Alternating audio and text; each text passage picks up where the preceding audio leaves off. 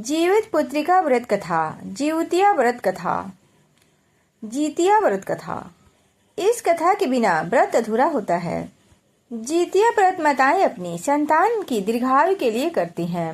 यह एक निर्जला व्रत है जो कि अश्विन मास के कृष्ण पक्ष की अष्टमी को रखा जाता है। धार्मिक मान्यता है कि इस व्रत को पूरी श्रद्धा से करने और जीतिया व्रत की कथा पढ़ने और सुनने वाली महिलाओं के बच्चे खुशहाल होते हैं, यशस्वी होते हैं तथा लंबी आयु होती है। वर्ष 2025।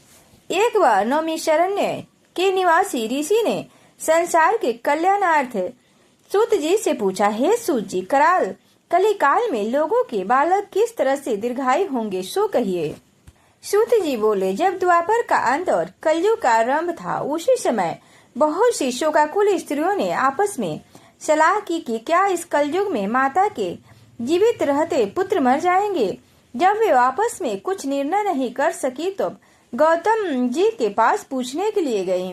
जब उनके पास पहुंची तो उस समय गौतम जी आनंद के साथ बैठे हुए थे। उनके सामने जाकर उन्होंने मस्तक झुकाकर प्रणाम किया। तदंतर स्त्रियों ने पूछा, हे प्रभु, इस कलयुग में लोगों के पुत्र किस तरह से जीवित रहेंगे, इसके लिए कोई व्रत या तप हो तो कृपा करके बताइए। इस तरह उनकी बात सुनकर गौतम जी बोले, आपसे मैं वही बात कहूँगा जो मैंने पहले से सुन रखा है।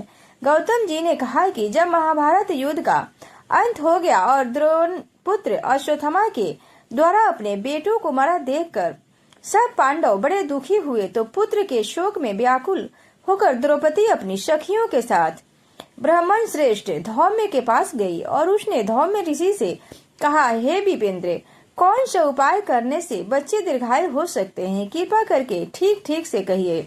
धौम्य बोले, सतयुग में सत्य वचन बोलने वाला, सत्याचरण करने वाला समदर्शी जीवतवाहन नाम का एक राजा था। एक बार वह अपनी स्त्री के साथ अपनी ससुराल गया और वहीं रहने लगा। एक दिन आधी रात के समय पुत्र के शोक में व्याकुल कोई स्त्री रोने लगी, क्योंकि वह अपने बेटे के दर्शन से निराश हो चुकी थी। उसका पुत्र मर चुका था। वह रोती हुई कहती है कि हाय, मुझे बूढ़ी माता के सामने मेरा बेटा मरा जा रहा है।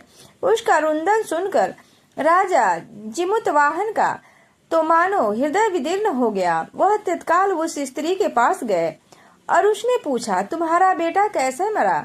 बुढ़ी ने कहा, गरुड़ प्रतिदिन आकर गांव वालों को लड़के को खा जाता है।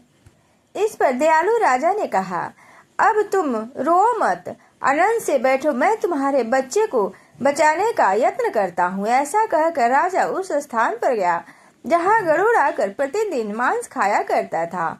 उसी समय गरुड़ भी उस पर टूट पड़ा और मांस खाने लगा। जब अतिशय तेजस्वी गरुड़ ने राजा का बायां अंग खा लिया तो झटपट राजा ने अपना दाहिना अंग फेर कर गरुड़ के सामने कर दिया। यह देखकर गरुड़ जी ने कहा, तुम कोई देवता हो, कौन हो, तुम मनुष्य तो नहीं जान पड़ते। अच्छा, तुम अपना जन्म और कुल बताओ। पीड़ा से व्याकुल मन वाले राजा ने कहा, हे पृथ्वीराज पक्षीराज गरुड़, इस तरह के प्रश्न करना व्यर्थ है। तुम अपनी इच्छा करके मेरा मांस खाओ। यह सुनकर गरुड़ रुक गए और बोले, बड़े आदर से राजा के जन्म और कुल की बात पूछने लगे। राजा ने कहा, मेरी माता का नाम शव्या और मेरे पिता का नाम शालिवाहन है। सूर्यवंश में मेरा जन्म हुआ है और जीमुतवाहन मेरा नाम है। राजा जीमुतवाहन की दयालुता देखकर गरुड़ जी ने कहा, हे महाभाग, तुम्हारे मन में जो अभिलाषा है वह वर मांगो। राजा ने कहा, हे प्रीत पक्षीराज, यदि आप मुझे वर दे रहे हैं तो वर दीजिए कि आपने अब तक जिन प्राणियों को खाया है वे सब जीवित हो जाएं।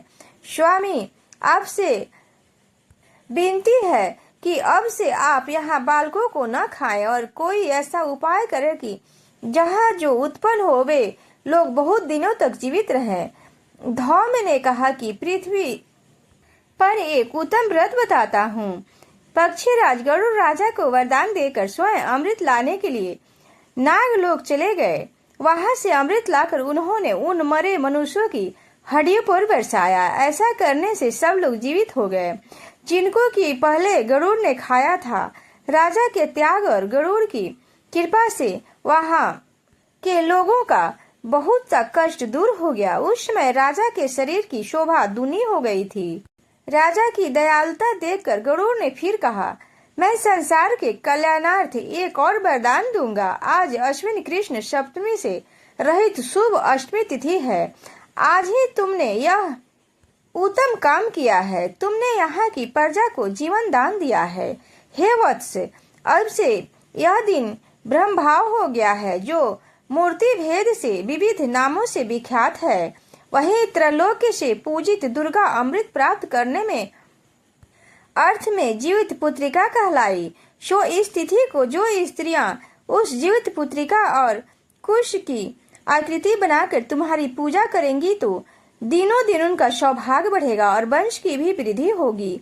हे महाभाग, इस विषय में विचार करने की भी आवश्यकता नहीं है। हे राजन, सप्तमी से रहित और उदया तिथि की अष्टमी को व्रत करें, यानी सप्तमी अष्टमी जिस दिन हो उस दिन व्रत न कर शुद्ध अष्टमी को व्रत करें और नवमी को पारण करें। यदि इस पर ध्यान न दिया गया तो फल नष्ट हो जाएगा और सौभाग्य तो अवश्य नष्ट हो जाएगा।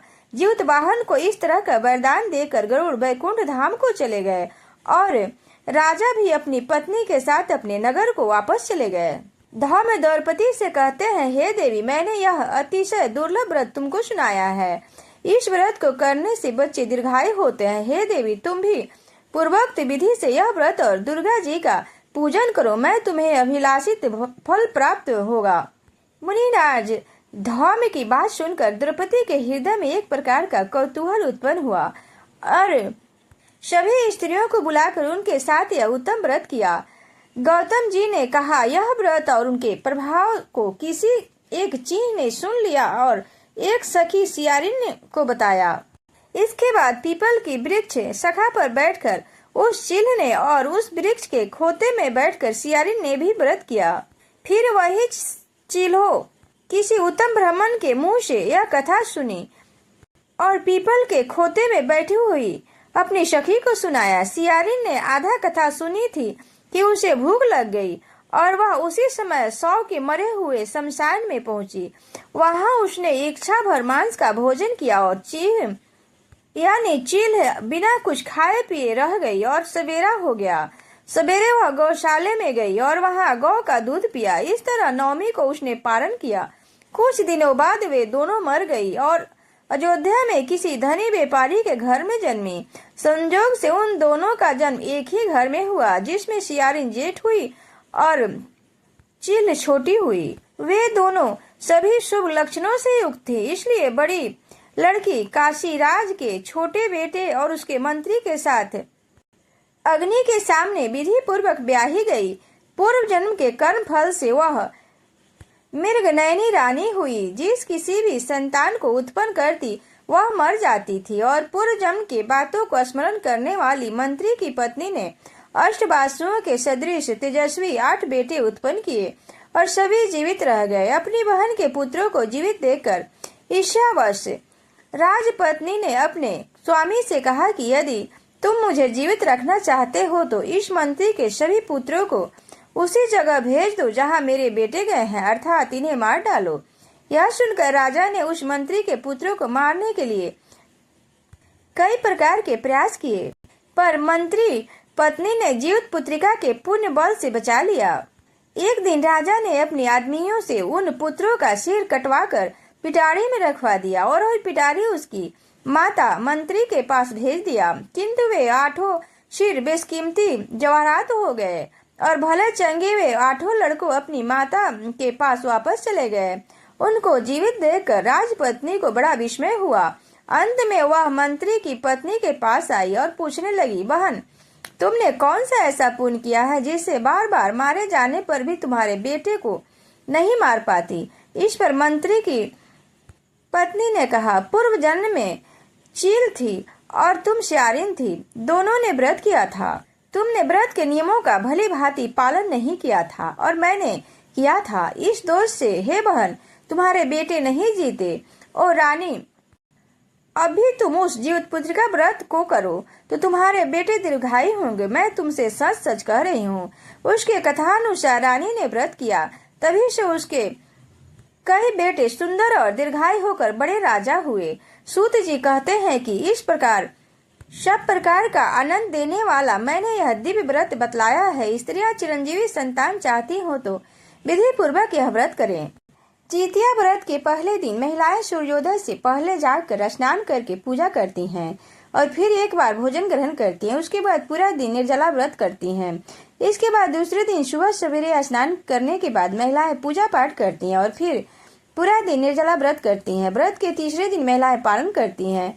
सूर्य को अर्घ्य देने के बाद ही अन्न ग्रहण किया जाता है। मुख्य रूप से यह पर्व तीसरे दिन यानी नहा खाए को मरुआ की रोटी और नोनी का साग खाया जाता है। अष्टमी को प्रदोष काल में महिलाएं जीवतवाहन की पूजा करती हैं। जीवतवाहन की कुश से निर्मित प्रतिमा को धूप दीप नैवेद्य अक्षत पुष्प आदि अर्पित करके फिर पूजा करती हैं। इसके साथ ही मिट्टी और गाय के गोबर से सियारिन और चील की प्रतिमा बनाई जाती है। प्रतिमा बन जाने के बाद उसके माथे पर लाल सिंदूर का टीका लगाया जाता है। पूजन समाप्त होने के बाद जीवितपुत्रिका व्रत की कथा सुनी जाती है। जय श्री जीमुतवाहन भगवान की जय।